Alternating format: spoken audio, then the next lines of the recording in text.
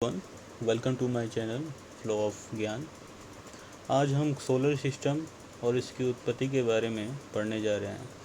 सबसे पहले solar system को समझने से पहले कुछ टर्म को समझेंगे। पहला इसमें टर्म आता है स्टार्स। स्टार्स क्या होते हैं? वैसी वस्तुएं जो आकाश में चमकती हुई दिखाई पड़ती हैं। जब हम रात में देखते हैं तो ये चमकते हुए दिखाई पड़ते हैं। तो ये आकाश में दिखने वाले ऑब्जेक्ट, वस्तुएं जो बहुत छोटे मालूम पड़ते हैं, लेकिन वास्तव में इनका द्रव्यमान मास बहुत बड़ा होता है। ये बहुत बड़े आग के गोले, गैसेज के गोले से बने होते हैं और जो द्रव्यमान में भी बहुत बड़े होते हैं। और ये गैसेज के गोले द्रव्यमान में बड़े होते हैं और ऊष्मा और प्रकाश को उत्सर्जित करते हैं। ये खगोलीय पिंड बहुत बड़े द्रव्यमान होने के कारण एक खिंचाव बल लगाते हैं। वह खिंचाव बल गुरुत्वाकर्षण बल कहलाता है। आइंस्टाइन की थ्योरी ऑफ रिलेटिविटी यह तर्क प्रदर्शित करती है कि स्पेस खुला हुआ विशाल क्षेत्र है और तथा समय और स्पेस के बीच में एक रिलेशन है, एक जुड़ाव है, और वो जुड़ाव को अलग करना नामुमकिन है। बाद में ये पता लगाया कि बहुत बड़ी वस्तुएं स्पेस टाइम फैब्रिक को चक्रण प्रदान करती है, एक चक्रीय ऐंठन प्रदान करती है, जिसे ये पता चलता है कि ग्रेविटी है या ग्रेविटी को स्पष्ट करता है। जितना बड़ा पिंड होगा उतना बड़ा खिंचाव बल महसूस होगा। यहाँ तक कि हमारे शरीर का मुख्य बिंदु, जिसे सेंटर कहते हैं, सेंटर ऑफ मास कहते हैं, वो पृथ्वी को ओर खींचे रखता है।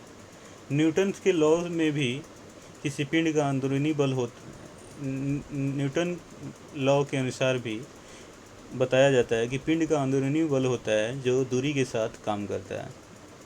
अब हम चलते हैं कि यूनिवर्स क्या होता है। यूनिवर्स एक बहुत बड़ा क्षेत्र होता है, इनफाइनाइट स्पेस होता है, असीमित क्षेत्र होता है, जहाँ पे हमारे सारे स्टार्स और खगोलीय पिंड रहते हैं, निवास करते हैं।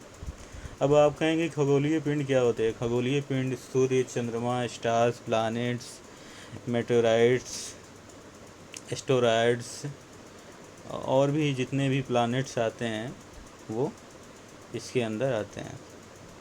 अब हम समझते हैं कि आखिर ये स्टार्स बने कैसे, सोलर सिस्टम बना कैसा, ओरिजिन ऑफ यूनिवर्स के बारे में पढ़ते हैं।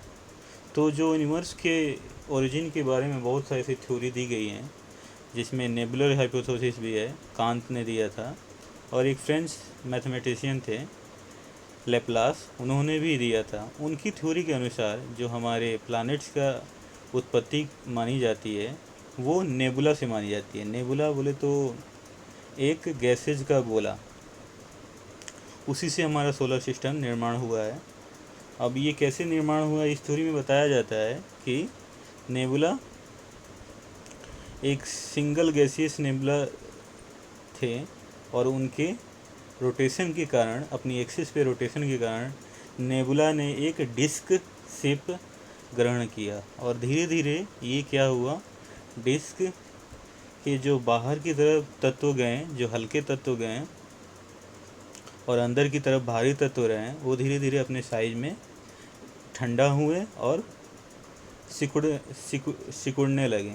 सिकुड़ते हुए इन्होंने क्या किया, एक रेट ऑफ रोटेशन को बनाया और रेट ऑफ रोटेशन को इंक्रीज किया, जिसमें सेंट्रीफ्यूगल फोर्स भी आता है। सेंट्रीफ्यूगल फोर्स बढ़ने से क्या हुआ कि ग्रेविटी फोर्स भी बहुत ज़्यादा इंक्रीज हुआ। ग्रेविटी फोर्स उसके इक्वेटोरियल पार्ट में, जो उसके इक्वेटर पार्ट में, नेबुला के इक्वेटर पार्ट में इंक्रीज हुआ। इस तरह एक बहुत बड़ा गैसीय रिंग बनने लगा और स्पिन करने लगा। स्पिन करने से धीरे धीरे क्या हुआ, बाहर के जो तत्व गए वो ठंडा हुए और ऐसे प्लैनेट का निर्माण हुआ, सैटेलाइट्स का निर्माण हुआ।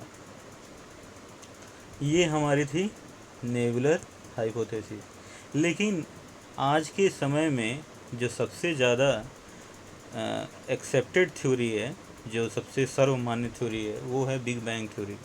आज से 14 बिलियन साल पहले यूनिवर्स जो था, ब्रह्मांड था, वो बहुत बड़े आग के गोले, गैसेज के गोले से बना हुआ था, जो एक समय के बाद एक्सप्लोड किया, एक बड़ा धमाका हुआ, उसी धमाके को बोलते हैं हम बिग बैंग। अब ये हमारे सोलर सिस्टम गैलेक्सी कैसे बने, तो जैसे कि मैंने बताया, यूनिवर्स जो है असीमित क्षेत्र है, जिसकी कोई सीमा नहीं है।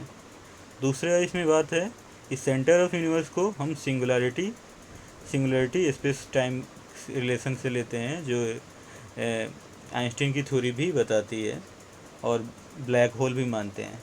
ये सिंगुलर पॉइंट क्या है, जिसे हम ब्लैक होल थ्योरी से भी रिलेट करते हैं। ये सिंगुलर पॉइंट जहाँ पे समय के साथ क्या हुआ कि ग्रेविटेशनल फोर्स मैक्सिमम हुआ, और वहाँ दाब और उच्च तापमान पड़ने के कारण बहुत सारे मैटर्स जो पड़े हुए थे ब्रह्मांड में, डस्ट पार्टिकल्स, गैसियस पार्टिकल, इकट्ठा होते गए उस ब्लैक होल के पास। और ब्लैक होल के पास इकट्ठा होने से क्या हुआ, एक बहुत बड़ा कोलिजन हुआ, टकराव हुआ, और मैक्सिमम टेम्परेचर पहुंच गया। उस मैक्सिमम टेम्परेचर को सस्टेन कर पाना, रोक पाना मुश्किल था, तो वो अंततः ब्लास्ट किया, एक बहुत बड़ा धमाका हुआ, जिससे बिग बैंग कहते हैं। बिग बैंग से ही हमारे सोलर सिस्टम की उत्पत्ति मानी जाती है। आइंस्टाइन की थ्योरी ऑफ रिलेटिविटी जो कहती है कि टाइम और डिस्टेंस जो है एब्सोल्यूट नहीं है। अगर दो हम एक्यूरेट क्लॉक को भी एक साथ सेम टाइम अगर शो करते हैं, तो वो भी कुछ समय के बाद, कुछ जर्नी के बाद, एक फास्टर हो जाएगा और दूसरा स्लो हो जाएगा। सेम रिलेशन मास और एनर्जी में भी आता है। अब बिग बैंग थ्योरी को हम कुछ डायग्राम से भी समझ सकते हैं। ये है डायग्राम, जिसमें एक ब्लैक होल से कैसे ब्रह्मांड का विस्तार हो रहा है वो दिखाया गया है, और ये आगे तक फैलता जा रहा है। आज भी हमारे ब्रह्मांड का विस्तार हो रहा है और होता रहेगा। ये हमारी बिग बैंग थ्योरी कहती है। तो धन्यवाद आप लोगों का। अगर ये वीडियो अच्छा लगा हो तो सब्सक्राइब करें, शेयर करें और लाइक करें। धन्यवाद।